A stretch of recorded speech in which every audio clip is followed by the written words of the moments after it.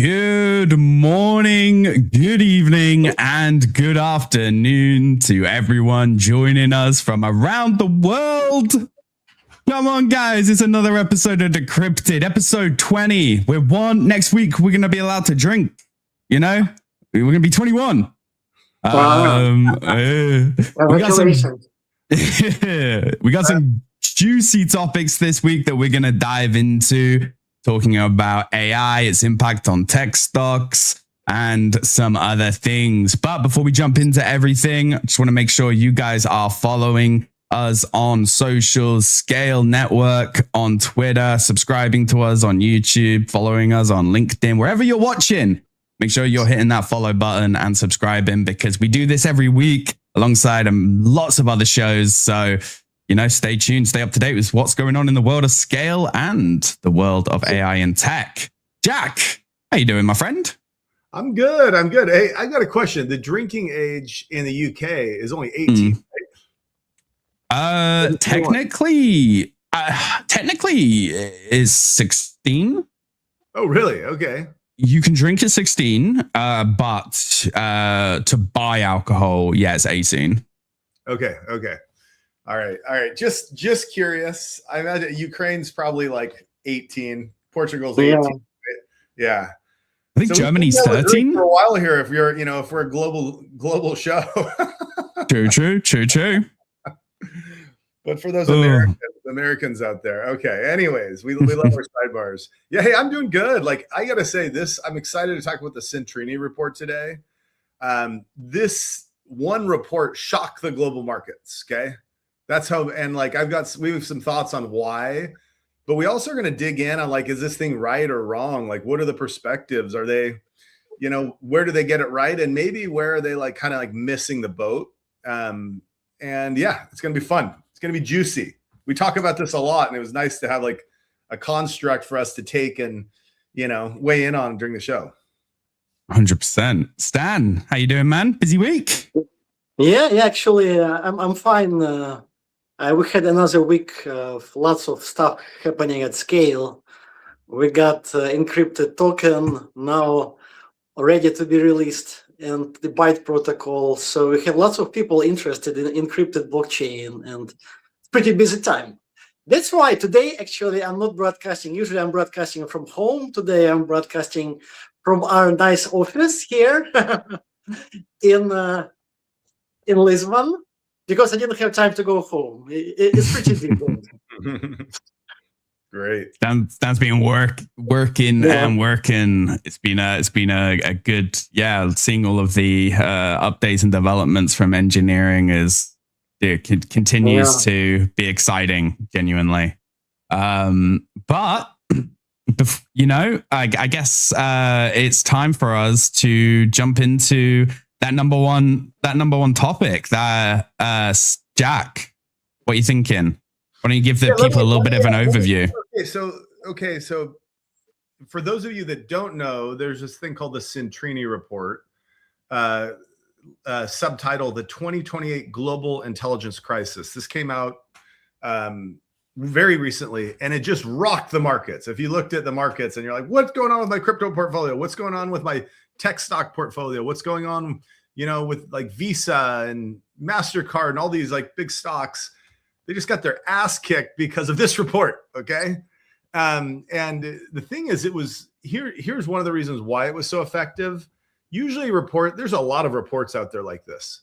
This was one that was written in a narrative where the authors actually said, hey, it's 2028. And they like speak backwards. Like, how did this happen? And they talk about this thing as it's a story, and they fill in all of their research and intelligence and like data-driven inputs, or like data-driven, conclusions to these AI issues in a story format. So I think that's why it was so impactful. And then also what did it talk about? I think it had a pretty fresh take. So hey, I can go through, going to give an overview, because I think probably a lot of people listening read about it, read a summary, listened to a report somewhere, listen to somebody on YouTube or TikTok talk about it, but some people probably don't know about it. So let's go through this. So the 2028 global intelligence crisis. So essentially, it's saying that AI is also a feedback loop. And one of the interesting things here is AI displaces workers, but it also destroys the competition because the competition ends up adopting it faster, meaning the competition being human workers. So what do you do if you're a company and like, oh, you have to lay off 15% of your workforce? Well, you got to use AI to catch up and do more. And then it becomes a self-fulfilling prophecy. So basically it's like a point that like, it's not only effective at what it does, but it completely disintermediates, its perceived competition, i.e., humans. So it should be, an interesting quote, it should have been clear all along that a single GPU cluster in North Dakota generating the output previously attributed to 10,000 white-collar workers in Midtown Manhattan is more economic. And Jack, why did they say North Dakota? Is North Dakota like a state like everyone makes fun of? Why is it North Dakota? I think they got cheap electricity. There's a lot of data centers there. I see. Okay. Okay. A lot of space, a lot of cheap electricity. So I think that's why they could have said North Dakota, South Dakota, Nebraska, Texas. Okay. All right. Yeah. So a single GPU cluster in North Dakota generating the output previously attributed to 10,000 white-collar workers in Midtown Manhattan is economic pandemic than economic panacea. The velocity of the human-centric economy, 70% of GDP at that time withered. We probably should have figured this out sooner for just how much money machines spend on discretionary goods. It's zero. And the company, here's another quote. The company that sold workflow automation was being disrupted by better workflow automation. And its response was to cut headcount and use the savings to fund the technology disrupting it. Yeah, just move, Jack. Just move all of them to North Dakota from Manhattan to work at the data center. Just that probably like data center jobs. Imagine this like 10,000 people from Manhattan moving to North Dakota. That's the spoiler alert of this, is that like I think my take is there's no talk about what new jobs get created, because every technical revolution and evolution we've seen a huge amount of jobs get displaced, and then a huge amount of new jobs get created that no one could have even thought existed. Okay, in 1954, did we know how many people were going to be content marketers? Hell no. We had no clue. You just read, the newspaper, maybe a like really heavy print magazine. Like, anyways, that's so last thing here. The companies most threatened by AI became AI's most aggressive adopters. Okay. Next piece is like, it's this paradox of success. Actually, the success of AI kills the economy. They're predicting a huge market crash. Like the beginning starts with like unemployment just hit 10% from, and they say it in the story format. They're saying the S&P will drop 38% by June 2028. We'll have mass unemployment, credit collapse. Winners and losers. The losers will be software companies and payment companies like Microsoft, Oracle, IBM, and the Visas of the world, the credit card companies of the world. Human reliant services like gig economy and delivery apps are vulnerable. I got a good quote there to tell you. Winners, infrastructure, companies providing the literal power and the chips, NVIDIA, and then the power company, the North Dakota companies. Just like and AI loves North Dakota.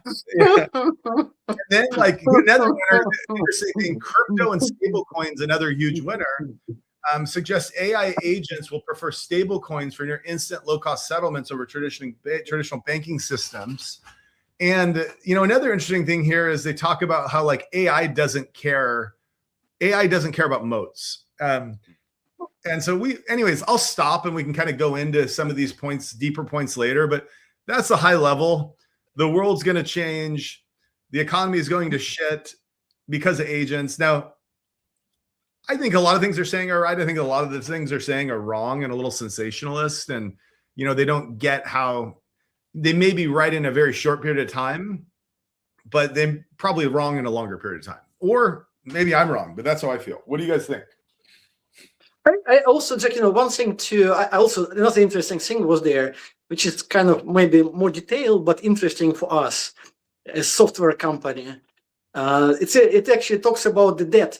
It turns out I didn't know, but what happened was that enterprise software was considered the most stable, like market, the best, whatever.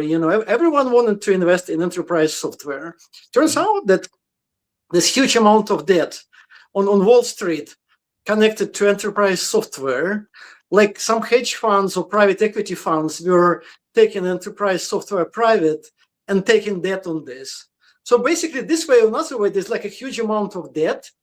And basically, like this, the fine point in this paper is that this debt is actually linked to the stock price of these companies. So essentially, if the stock price of this enterprise software company starts tanking, then this debt may become due or may become toxic or whatever. And this kind of can trigger really like a spiral. And so they said a little bit. So some big hedge fund or private equity funds like, hey, let me take this company private, or let me buy assets, and then they take a loan against that. Is that right? Exactly. Yeah, exactly. It turns out there's a huge amount. We didn't know, but what the guys say. You basically get this like mortgage thing on top of enterprise software. Yeah, and you don't know this because it's kind of a Wall Street thing, but the insiders know. And basically what the paper says is that this debt is pretty huge. There's actually a lot of debt because enterprise software was considered one of the best thing to invest into, stable. And then this companies, like different shape or form, were able to get lots of debt, and they're like all scared about this debt. And they said, Jack, by the way, that real estate prices in Silicon Valley, in San Francisco, are gonna tank like 50%. So I don't know if that's true, but that's many people will be able to buy more real estate. I think here's the thing. This is where they're either going to be really wrong or really right. So what they're saying is it's going to be a mass disruption of jobs at the white collar level, because intelligence up to this point has been the scarcest asset. Like who makes more? Do you make more if you are, you go to like labor school and learn how to do plumbing or learn how to do construction? You make really good money now, but you make more if you're a software engineer and you can do C++ or AI code, right? But what they're saying is like those jobs are going to be completely dismantled because we finally have something.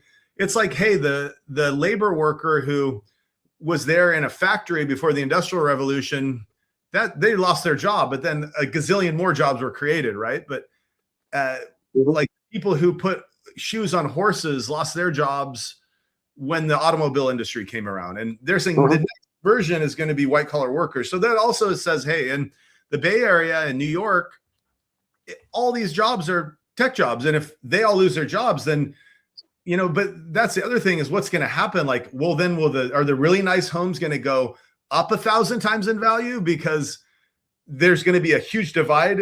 Who owns all these companies? It's people here, right? So I think that could happen too. And they're even saying like, there's going to be such a revolt that in the thing they said they had Occupy Wall Street. They're saying Occupy Silicon Valley, where people are just going to come here and stand in front of NVIDIA and these big companies that have all the money. Well, no one else has any money. And essentially like, they're saying it could be like almost like a anarchist revolution. So to add to this, Jack, actually, guys, one thing which I just read before this show, you can actually read it too. It's on Twitter. I think it just came out. Vitalik Buterin actually commented on this subject, and the comment is like incredibly shouldn't call it crazy. It's like very interesting. Like people are like, wow, he said this. Vitalik said that we need to slow this down, and the most effective way to slow it down is to sabotage construction of new data centers. He said this. Is that not illegal? Did bro just call for violence? Like, is that not illegal? He's right. If you do want to stop it, it's basically the only way you can. But here's the thing. Then who's going to win? Are you going to stop that in China and other places. Yeah. Guess what? Then we're all going to work for Chinese companies where the data centers aren't. AI is going to win. AI is not going to be stopped. No. It's, I mean, this is like the weirdest tweet I've seen from him. I mean, it's interesting. I understand, but this is kind of the edgiest tweet he probably ever tweeted, in a sense that how do you? I mean, it's probably possible. You could have like something like local, like in America, in the US, right? Like I think like a local government can have a referendum or some type of a poll, a local election to prohibit building of data centers. I think it's possible, but then you have to it has to be all over America. Otherwise, even if a single state allows data centers, they'll make all the money. Yeah. I'm not even sure it's legal. I mean, it's like, I don't know. I think maybe state is. I mean, anything is possible, but that's what may happen. Who knows? That's what I call that's a typical. Hey, love Vitalik, super smart guy, but very typical Vitalik kind of like he's so outside the box thinking, but he says something that is, it's like not even realistic in any way, shape, or form. You know what I mean? Do you think it was more of a, AI has almost done what we had hoped crypto did originally, where there was just that mass expansion like very, very quickly. And it's kind of there's a level of fear there where he's like, oh, AI is getting too big for its britches. We need to bring some of that VC money back into crypto and things like that. You know what? I think here's how I see this. Imagine we were a society where we all fought battles with like knives and swords. Then all of a sudden someone comes up with this like gun technology, but they're creating it everywhere, right? All over the world. You're like, this is going to totally disrupt the entire system. No guns in this country. But then it only works if like everyone unilaterally, globally stops it. Otherwise, you just put all the power into areas that don't have that same regulation. And that's the conundrum here, because there's no way in hell you're going to get the entire global. Otherwise, the richest country in the world might be like the Philippines, because they're like, we have data centers and we have a gazillion people that are going to help work, that are going to work there. And everyone else made it illegal. And then they're like, okay, we're going to use your product because it costs 1/100th the amount, and you're just I mean, look at semiconductors from Taiwan. It's legit it's pretty much the exact same, scenario. It's not illegal outside of there, but they are, the only people that can create those, semiconductors for GPU chips and computers and things like that. And they have that monopoly on the market and can charge as much as they want. There's a reason why China wants them back so much. But yeah, you can't slow down innovation, specifically technical innovation. I think people will always push forward. Like, I think Vitalik's the only way you could do it is by like making it illegal to use AI. Yeah. Which, let's be honest, like what a bad take is that, you're fighting. It's like you're fighting the ocean. You can't fight a wave. Like it will come to the shore, right?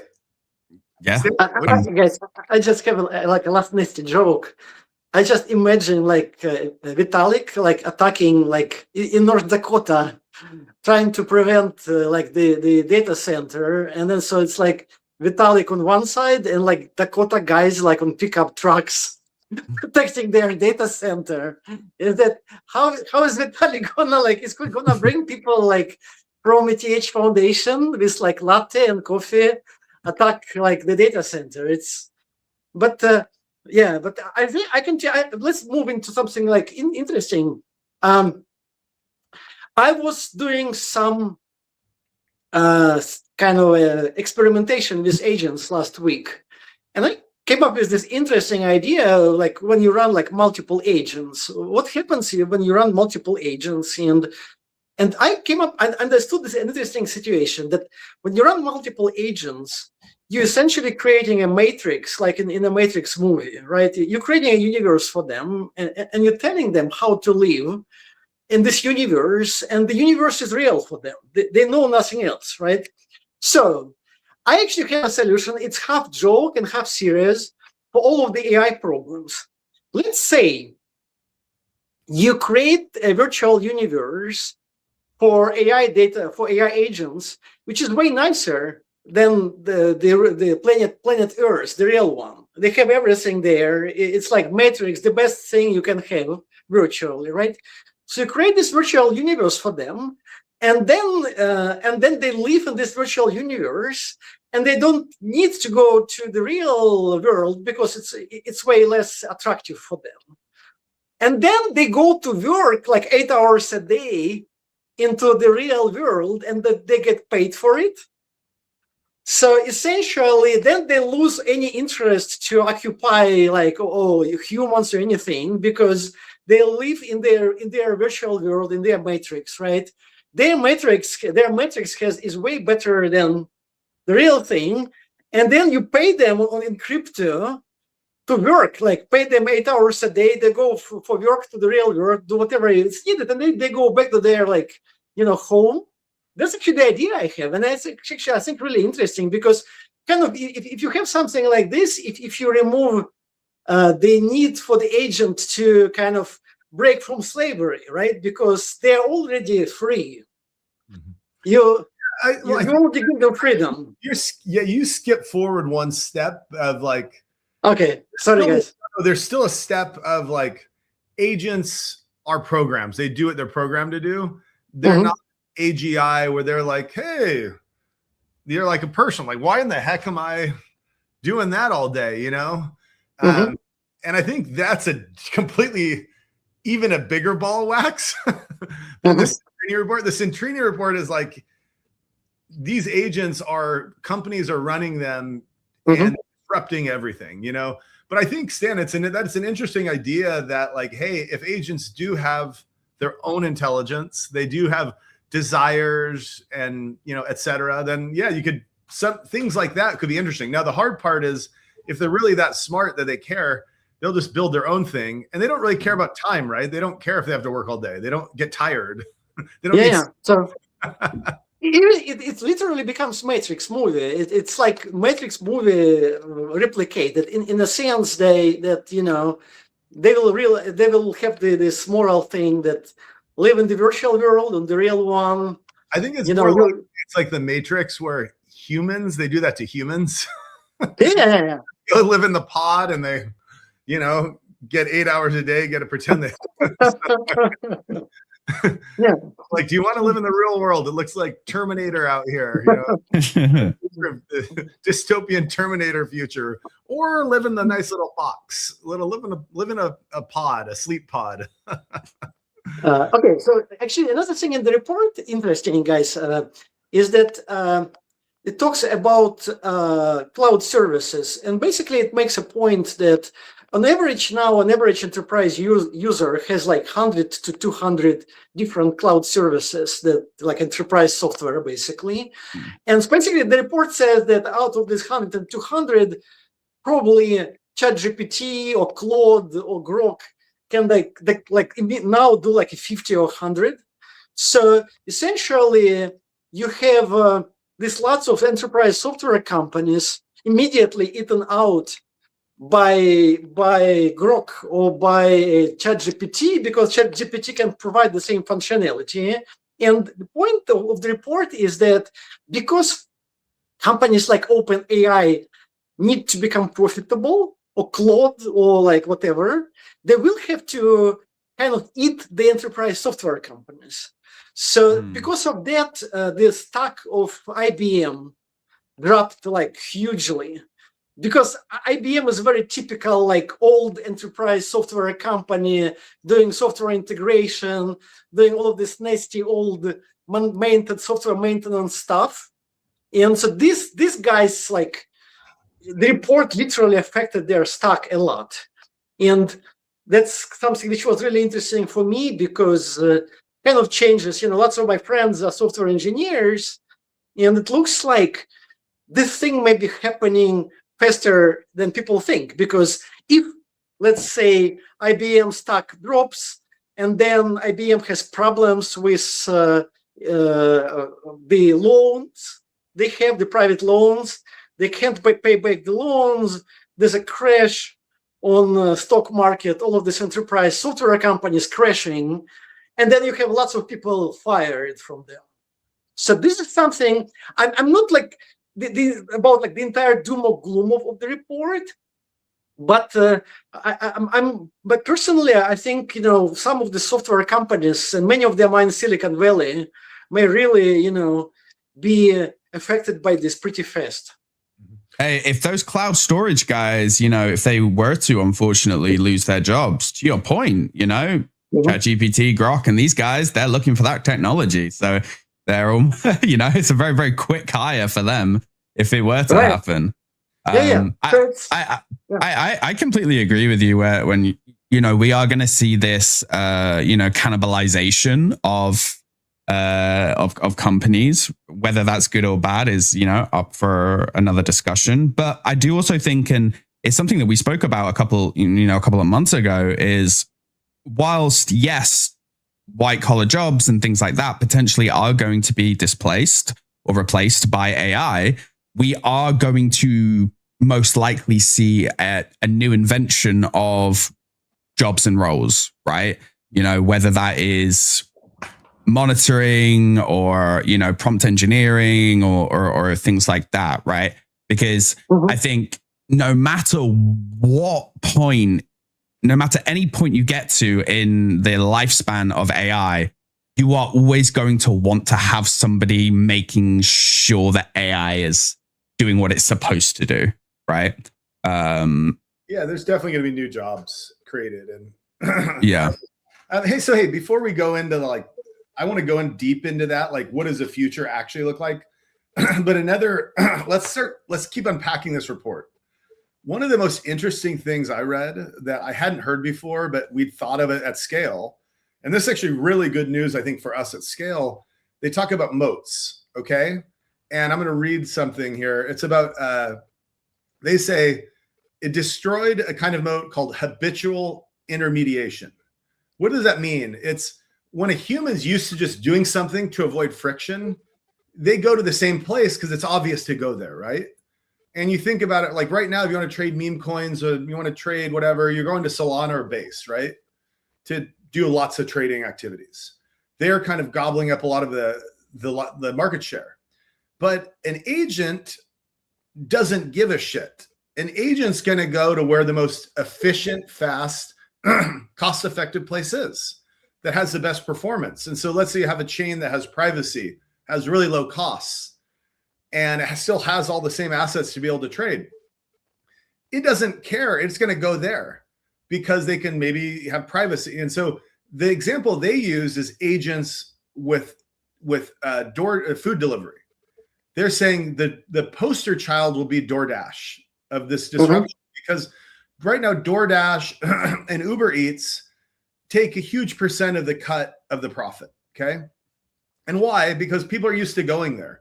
But really, what do? They have connectivity into these stores that say, okay, I'll sell through you. Number one, I'll put my menu there. And then number two, they have an army of workers. Well, how do you win over an army of workers? Well, you give them 95% of the profit. Okay. Because an agent, one, they're saying that there'll be like at least 30 vibe coded competitive products. And then if an agent's making the decision, because in the future, they're going to say, agents don't need a UI. I go to DoorDash and Uber Eats, it's on my phone. But if I really if I'm just talking to my agent, hey, agent, feed my meat bag body while you do my work for me. It doesn't give a shit if I used Uber Eats before. It's going to say, oh, you want a burrito. Oh, this place has the best burrito reviews. Oh, I could order it. It'll be $22 if I order it from Uber Eats, $23 from DoorDash. But I could also order through this other service for, $14 and it'll get here faster. And they have more, they have more drivers. Like it destroys moats. And so what it means is agents don't care about friction. They care about just core things that matter. I'm mind blown. Nobody has made that yet. Well, it's hard Like- to It's a great idea. drivers, right? If that's where they have an advantage, and the margins are super low. I know one of the founders of DoorDash, and he and I had a long talk about this, and he's like, "Listen, no one can come in because our margins are so incredibly low." Yeah. And and so I think that's where this app is kind of wrong. Like, oh, 95% will go to the drivers. It's like, yeah, well, I think maybe it's just if you can have cost savings with a different application, but DoorDash and Uber Eats spend an incredible amount on advertising too. Like that's a big part of the budget goes to like keep driving. But I guess that's the other premise. If an agent doesn't see ads, an agent just wants the cheapest food and the best food, best price, fastest delivery, right? Yeah. Stan, what do you think about that? That like, yeah, I totally agree, Jack. I think it's a great point. Friction and it removes competitive moats. Yeah, it's. I think there's lots of sense, and you have like companies like Amazon. Basically, once you're able to create a marketplace, then everyone knows there's a brand, and everyone knows about it, and then basically you collect money, right? So, but I'll give you guys one example I thought of, like before Google Maps, right? People were always driving like highways, and because everyone knows the highway, right? Not many people know like small roads, whatever. But once Google Maps actually arrived, suddenly people are driven by software. So suddenly you can see places like in Los Angeles or whatever, where there's like a residential road and there's like huge stream of cars on this road, just because Google Maps decided that it's a better way, which kind of avoids traffic, and the kind of residents complain. But then you see like this total change in behavior, like total rerouting of cars, just because Google Maps decided that it being like more efficient. And I think, Jack, what you told about is very much the same, because agents is about efficiency and humans are about branding. It's way harder to have a brand, because a brand is basically something we're like all lazy humans. We remember brands. It's like if I want to, I go to a shop, whatever, and I want to buy like a T-shirt or whatever, and then like I want to buy a quality T-shirt. I don't know if it's a good quality or not, but I cannot trust the brand. It just simplifies my decision, right? Because my brain has only some capacity. While if I am an AI agent, I want to buy a T-shirt, the agent will just select the best material, the best quality. It will end up actually getting a way better T-shirt. And also like the things when like you buy stuff and then you end up being total crap. So that's kind of an example. So brands, I think, will not matter so much. And then basically lots of people work to create brands. Yeah. Right. So the road is really good, because you take a road because it's just common. Everyone knows you drive on this road, and lots of people are on it. But then the agent, or in this case, like the driving apps, like go this way. You're like, okay, and it was faster, but you wouldn't have come up with that on your own. Yeah, and it shows that there's something that like this will happen. So what you said, Jack, is totally interesting, because it's exciting. It's kind of it's going to be big changes. Yeah, let me read this real quick, and Falcor, jump in. So, DoorDash was the poster child. Coding agents had collapsed the barrier to entry for launching a new delivery app. A competent developer could deploy a functional competitor in weeks, and dozens, enticing drivers away from DoorDash and Uber Eats by passing 90 to 95% of the delivery fee through the driver to the driver. Multi-app dashboards let gig workers track incoming jobs from 20 or 30 platforms at once, eliminating the lock-in that incumbents depended on. The market fragmented overnight and margins compressed to nearly nothing. Agents accept both sides of the destruction. They enable the competitors, and then they use them. The DoorDash mode is literally, you're hungry, you're lazy, this is the app for your home screen. An agent doesn't have a home screen. It just checks, It removes unconscious bias, or even conscious bias as well, I think like there's going to be there's the people that what you need and what you want, right? there's your brain is split between that. And, you know, if I want something to eat and I'm like, listen, I need something, I want something healthy to eat, right? Find me that place. The amount of time I waste, like 40 minutes scrolling through every single delivery app there is. And even when you find one and you're looking, it's like, oh, this has actually been sponsored by Uber Eats or DoorDash or something. And I'm like, I don't know what that, like, so is it good? Is it bad? Like it says it's sponsored. Like I don't even trust that now.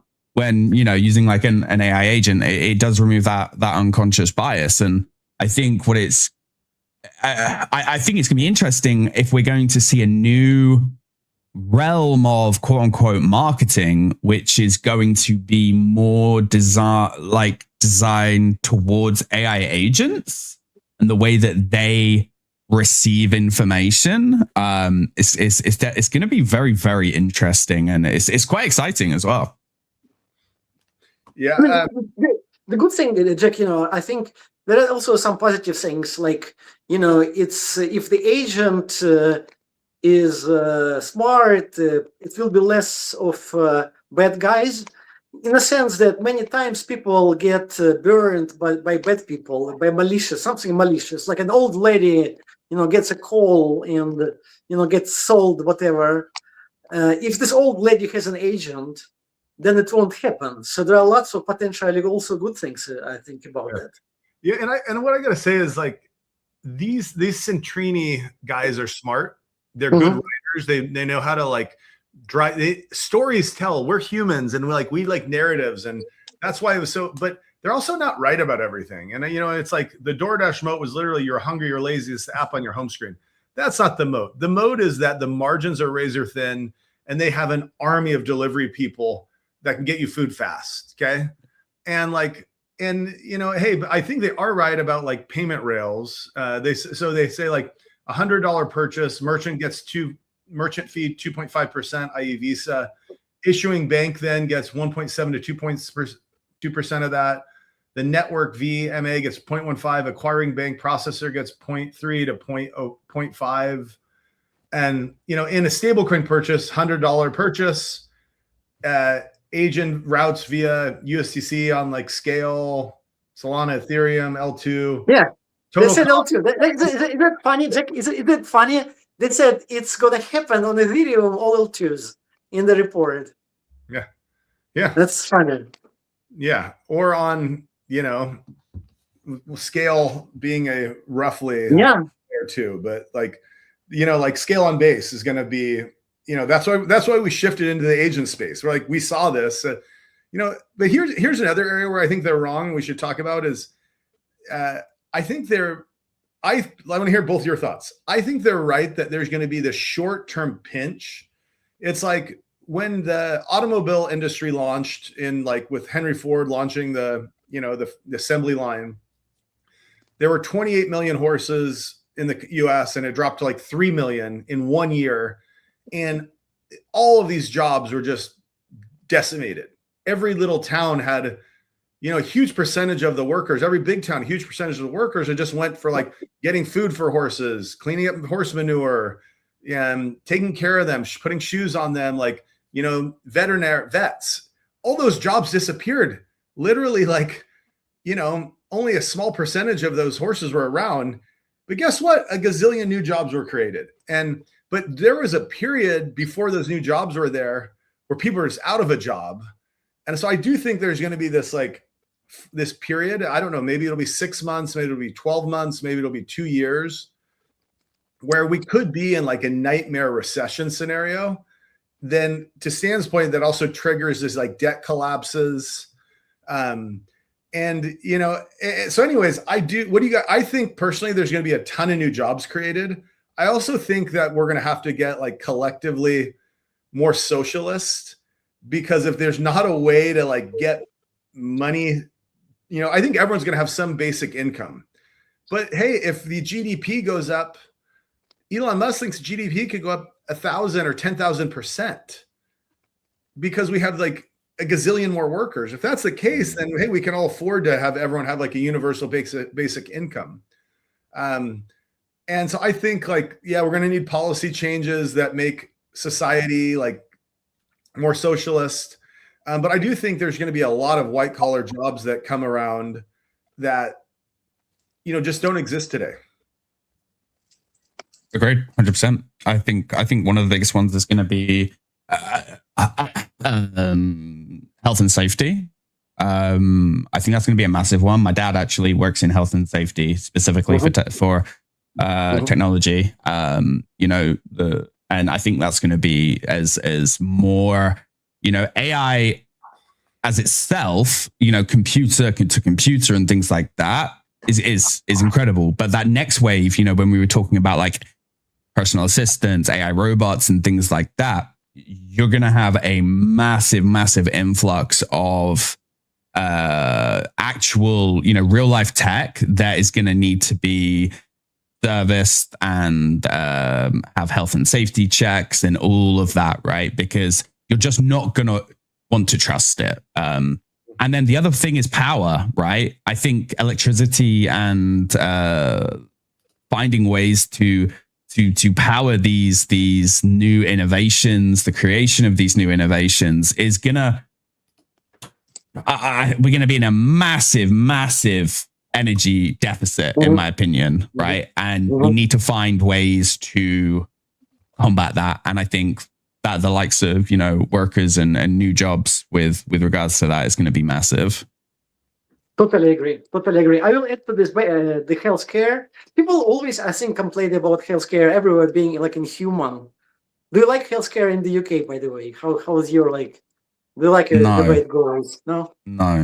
My relatives live in the UK and they had some unfortunate thing, so they went to healthcare, and it was great people, great everything, but kind of a rundown thing. Yes, like 30 years out of date and very slow. Yeah, but people are complaining about I think so. I think they're like healthcare. I mean, people just in the US the same, right, Jack? I've been once in emergency room several times. I've been with some small things in the US, and it's a terrible experience. I mean, it's it's very inhuman, I think. So if you could just have more people there, just helping people, what do you think about healthcare? Yeah, I mean, me personally, I feel like healthcare is one of those areas that's really ripe for disruption. Healthcare, I think, is the second largest industry in the US. I think insurance is the largest. And guess what? Insurance companies, I think that's by profit. They're the most profitable. And insurance started by a bunch of people pooling money together, like a bunch of farmers, in case someone's crop got messed up, then they were able to give it to that person. And it wasn't about making money, it was about covering your neighbor. And healthcare is now one of the most profitable industries. And so it's also one of the ones that people are the least happy about. Oh, I wanted an appointment, I want to see somebody. It's fucking difficult. I don't care where you live, even the US. Hey, I can do one medical, I can log in and see a doctor in 10 minutes. But I want to go see a specialist. During the whole COVID thing, I don't know if anyone remembers Scale People. I had this cough that just wouldn't end. It wouldn't end. Oh, God. I couldn't even see a pulmonologist. No, sorry, you had to go get an x-ray. And then no, I don't see enough signs. I'm like, let me see a fucking pulmonologist. My lungs are, I'm not dying. What the hell's your problem? I'll pay for it. And it's how can you have the second most profitable and money-making industry and everyone fucking hates it? Guess what? That's going to get disrupted. I guess that's the supply and demand thing, right? The number of doctors, number of doctors is, let's just say hypothetically, 0.01% of the population. And then specialist doctors are 0.01% of that, right? And it's just getting a lot less and less. And with the removal of, these more kind of white collar jobs and things like that, do you think what we could be seeing is an opening and a revolution? Let's call here's the issue people have, I think, everywhere. Most people like their doctors. You finally get to see the doctor. You have a pretty good experience typically, right? Most of the time, not all the time. I mean, sometimes, but it's the process of getting to see them. It's the logistics, it's operations. Guess what? AI removes all that middleware, all those humans trying to like, yeah, I have to check this person. Agent workflows. And then I do think we're going to have more like AI doctors too for like the little stuff. And I come from a family of doctors. My dad's a doctor. He's a surgeon. 4 of my uncles are surgeons. My grandpa was a doctor. My sister's a doctor. Like I remember this medical. What happened to you? I was like, I have 5 doctors of my uncles, like 5 of them, they're all surgeons. And then I was like, my uncle was teaching at a medical school, and I'll tell you, there are lots of beautiful women. My uncle was teaching at not medical school, but the nurse school, school. And I was like, every time I visit her, there were like really like hot women there. So, but I didn't become a doctor. I became software engineer. So, yeah, well, I was pre-med my first year of college, and I was like, oh, I got to be a doctor. Everybody in my family's a doctor. And then, you know what? I just was like, no, I'm going to go get into business. And then my whole family like, what are you doing? You're crazy. You live in Nebraska. Like if you're a doctor, if you just work, it's very clear. Yeah. You work this hard, you study this much, you will then make a certain amount of money because you're a doctor. But if you go into business, who knows what the hell's going to happen? It's not like I had like a network of people in Nebraska. I had to like fight to get out to California and like get somebody to give me an interview and get a job. And like, what, got some help too, got thankfully some introductions from people, but man, like, and hey, I got to say, and now all my uncles are like, you lucky bastard. You're one of these tech people. Damn. But Jack, to your point about doctors, I just want to say that, I think one aspect of doctors is like human touch. You cannot replace, empathy, right? Because people also want to see the real doctor, not the agent. I think people want empathy, want to talk to someone real, especially if they don't know what is happening. they have anxiety. So I think this part won't get replaced. They just talking to a human. I don't think. The point I'm making is that, Jack, Ben, what do you think? Let's say the software engineers, they get fired, right? They probably can't go to medical school. It's kind of too long. But I'm just thinking, maybe there's like a nurse and there's a doctor. Maybe there is some kind of like in the middle, because if I just have like influenza, whatever, I have some cough, I need an antibiotic. Can it be like some guy, someone like a former software engineer, a smart enough person who can like prescribe? Maybe these people can like go the place for them in this health system, because I think they're pretty smart.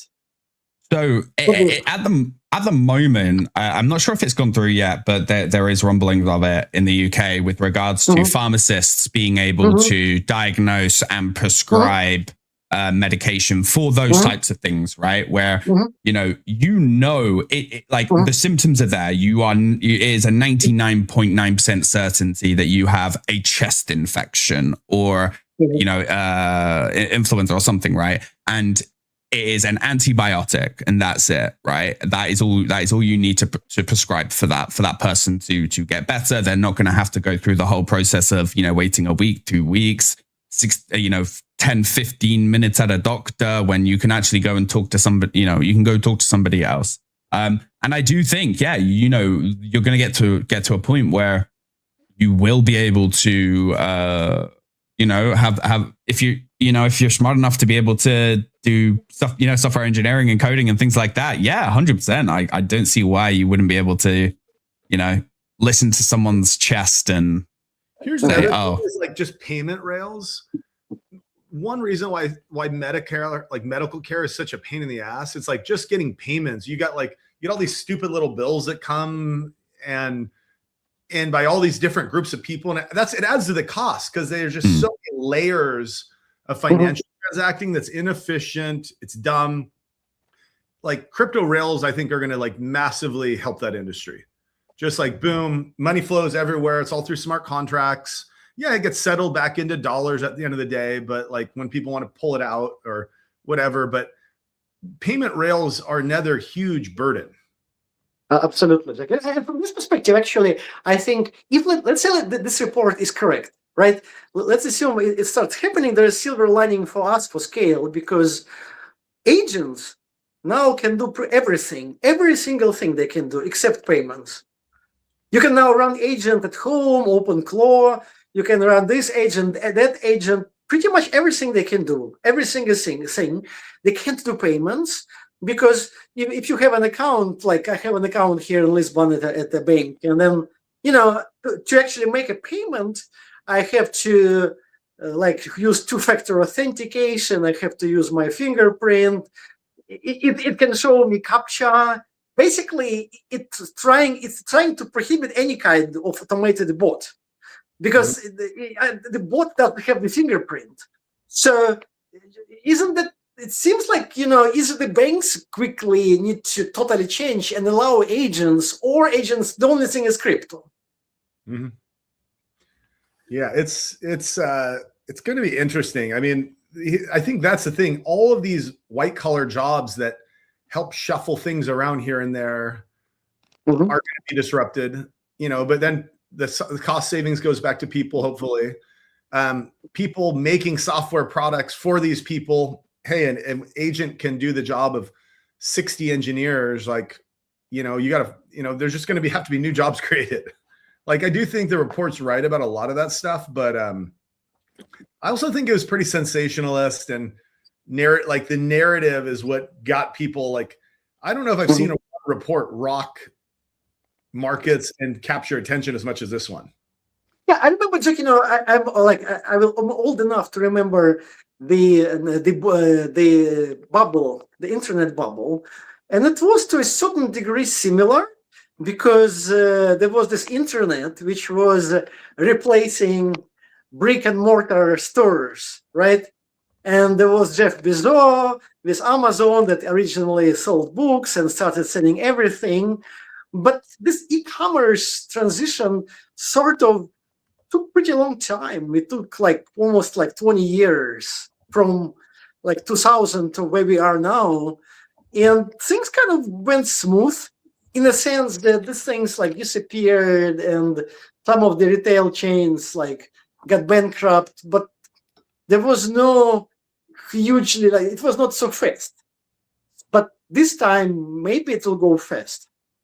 Mm-hmm. Yeah. You know what's interesting is let's talk a little bit about what new jobs could be created.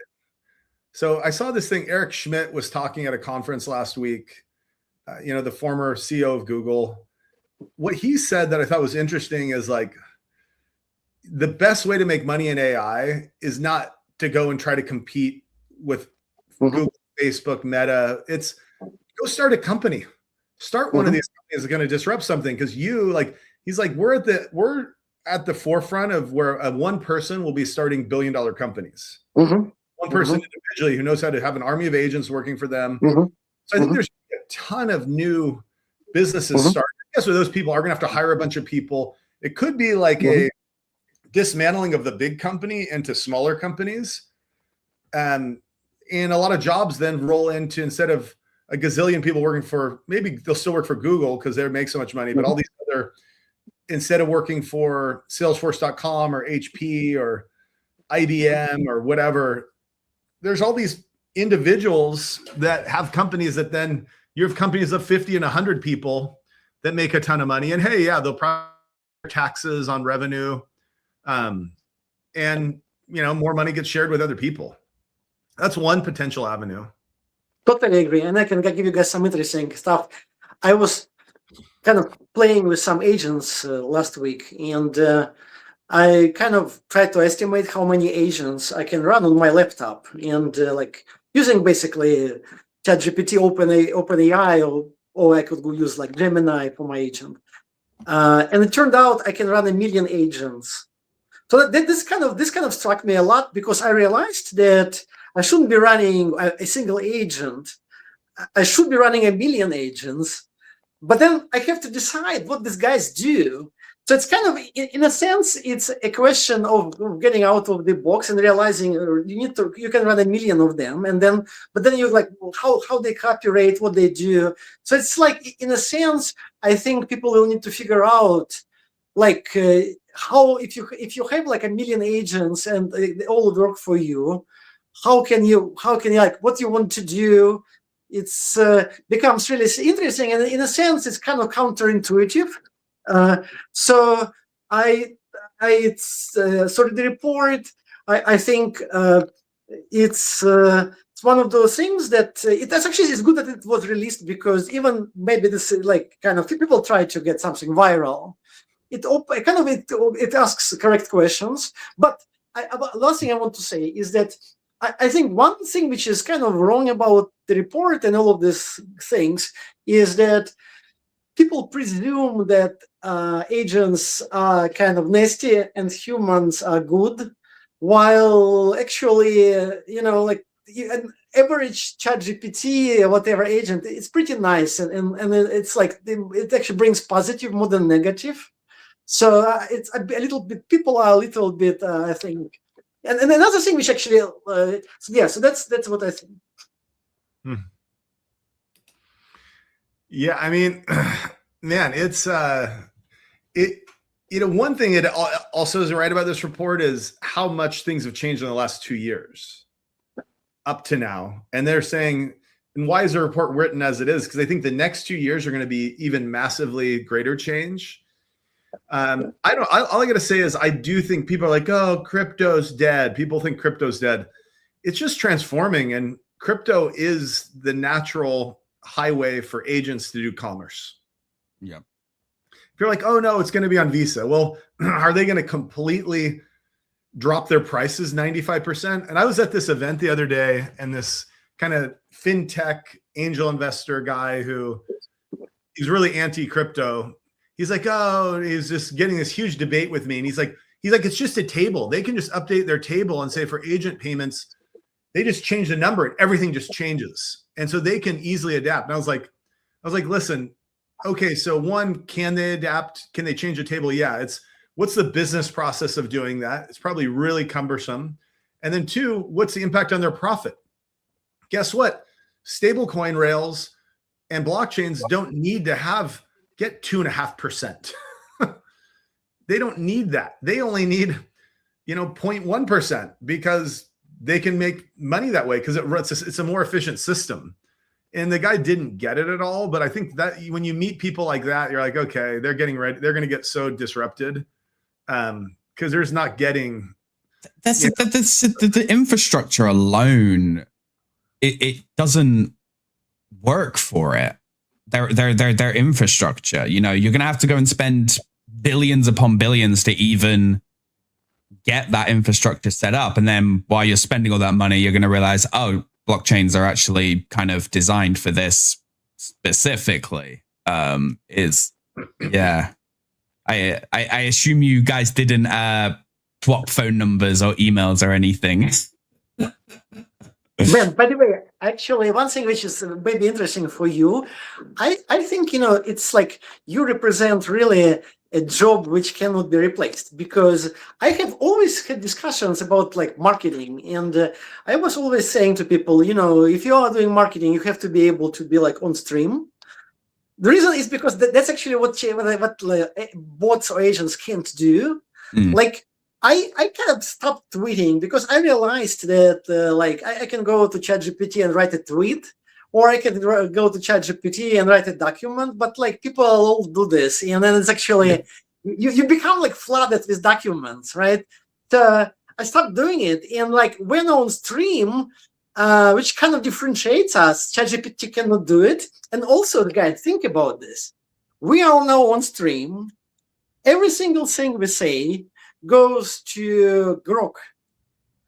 The video goes to Grok and gets analyzed, and Grok is actually getting trained on our video. So people that do streaming, they actually have advantage because they are more important for AI. The best way to actually become friends with AI is to do a live stream. You agree, man? That's and so I don't know if I- people need to become like more like live streamers, I think. Yeah. Well, you know, No, that's stay away. No, Stan, you're wrong. No, no one else should be doing live streaming. No. This is our space. Okay, Leave yeah, us that's our alone. stuff. I saw a report recently too about that like a lot of the new jobs of the world are going to be marketing. Mhm. Because it's like, you know, let's go back to the healthcare example. You have some serious issue. Like my sister, she's a surgeon, like a breast cancer surgeon. Mhm. She go talk to somebody and tell them every day, like, sorry, you have cancer. Mhm. You need a human to do that. People want to have connectivity. Now, these brands, these products, like they're going to need lots of humans to talk to humans. And it's not just marketing to agents. Yeah, you're going to market to agents, but how do you capture the attention economy? I think grows during this period, and instead of going the other way. Also, I think too, like let's say Elon's right. Let's say we have 10 billion new workers in the workforce, and they're agents. GDP then goes up massively, and what Centrini is saying, they're calling it ghost GDP. They're saying, yeah, it's GDP, but it just goes to big companies and governments. It doesn't go to people. It just doesn't get, because agents don't have a need to buy things. They don't have discretionary income, so it's ghost GDP. Let's assume they're wrong about that, and GDP goes up a gazillion %, and there's a bunch of new jobs because the economy grows so massively because we have a free workforce, basically. It's a AI agent, $200 a month in electricity cost, you know, and to do what 180,000 job was before. There's all these new jobs. But so, yeah, I think, I don't know. I think in that world and that framework, when we do have massive GDP, there's just, I don't see any way that the whole system erodes unless like we really fumble the ball. And I don't think it takes destroying a data center to stop that from happening. Yeah, I think it's also, you know, the government, because in this actually something we discussed. Remember, like one of our episodes, we discussed deflation, and Elon Musk also is talking about deflation. So if this report is true, for sure there will be huge deflation because, you know, all the services will actually go to almost zero in price, and then the government will be able to print money. And just the question is, how does the government efficiently print money? It's like inflation you have in crypto. The same is how can the government efficiently support people? I think one thing is just like lower taxes, right? And then maybe also providing some public goods like construction and stuff, but or like, you know, making lowering like Medicare age and getting more people like access to cheaper medical care or something like that. I think medical, definitely healthcare can actually be the place where all of the money can go. I remember that this episode, I had like a relative of mine treated at Stanford Cancer Center, and there was like huge number of volunteers working at Stanford Cancer Center, just because, like, you know, these cancer patients, they need to have a human touch, and without volunteers, there's like no one pays, there's no money, right? So in a sense, you just need to pay those volunteers, right? If there's like a free money to the society, if the problem exists. So I'm more like optimistic that you know, that it's actually it's not just people will need to change jobs. I was trained as a physicist because people needed a physicist to build nuclear weapons, right? So, and then I realized that, okay, I need to become computer scientist. So I think many computer scientists will, or software engineers will need to change their profession. They may be uneasy about that, but, you know, I think it's probably going to happen. Yeah. Agreed. Yeah. I mean, hey, it's a crazy world we're living in, but and that's, people are like, how come you're not? The website's not about gaming. And this was back in, when was this, Ben? Like September that the website changed. No. I think I did it in Jan. Okay. Yeah, January. We changed a lot of the language, and we changed a lot of. It was earlier than January. So Which guys, let's time? make- The first update or the second update? The first update where we completely, we shifted our focus massively. Anyways, agents. a while ago, Yeah. and people are like, why are you doing that? And they're like, the world's changing, and not only do we need to it's not a survival tactic, it's a growth tactic. Like the growth, if the agent world takes off, agent commerce is going to grow like 1,000%, 10,000%, Mm-hmm. 100,000%. Who knows? Like, think of all the areas where, these products are going to be able to slide into. It's not just, oh, let me buy a meme coin with X402. Like that's faking it. Yeah. I mean, to Stan's point, he could run 1 million agents on his laptop.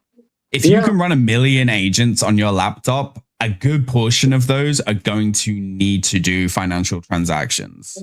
Mm-hmm. And yeah, we got a good blockchain to do it all.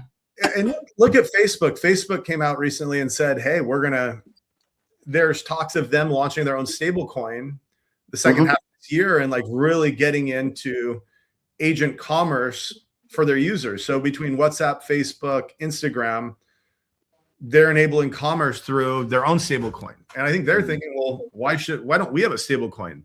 If stable coins are going to be this huge, why don't we have our own? Yeah, and I also think that, I think that Amazon and all of the big retailers need to accept crypto. I think some of them already accept. I think Farfetch accepts crypto. There are several retailers that accept crypto. So it's like they need to do it. And otherwise someone will create. I mean, someone can do like a startup and start selling stuff for crypto. So it's just almost there. Agents are there. They're waiting to pay. And there's no way for them to pay. So it's may actually happen, like next month, that they add the functionality X402 and start using it. It's just really in the air. So I'm actually hopeful. I think this year may be something that, the hockey stick moment can happen. Mm-hmm. Yeah. Guys, this was a fun one. Yeah. It was. I learned a lot. Read the Centrini report and read it with a lens that you're also being marketed to. It's very clever that they write in a narrative, hey, 2028 and what happened? Oh, and back, they go back in it's very smart. It's a smart way to capture people's minds. But also like it's a pretty negative take, because I think they're probably right about some things, but there's a lot of things they're not seeing the full picture, I think. Yeah. Agreed. Stan. Yeah, I'm anything excited. You want to say? Next time I'll be with my million agents, on the show. That was an interesting one. I think it's just many things that we discussed on the show last couple of weeks or couple of months actually happening. So we're just almost at the moment where all of the things are going to take off, I think, like the X402. Agreed. Lots of fun and exciting things to come. Guys, as always, been an absolute pleasure hanging out, talking, learning. It's great for me. I get to learn a lot. I love just listening to you guys. Yeah, been a pleasure.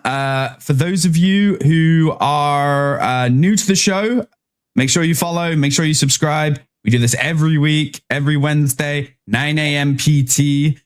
Come listen, grab a drink, grab a sandwich, grab your breakfast, listen as we talk and break down some of the biggest things in tech over the week.